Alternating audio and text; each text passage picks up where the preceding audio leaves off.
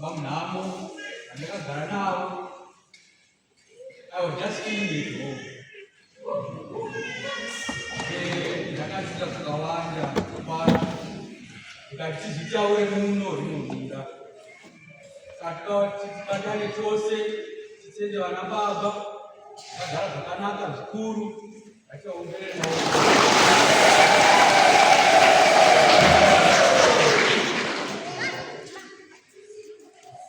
chechipiri hama dzandiwa muna Kristu ndinoda kukutendai imi ndinoziva kuti jairwa dzizizana makwanisa kubvisa pachomera papo pamunapo inamata kudai Mwari atitsira dzimwe dzose matafuta nokutendai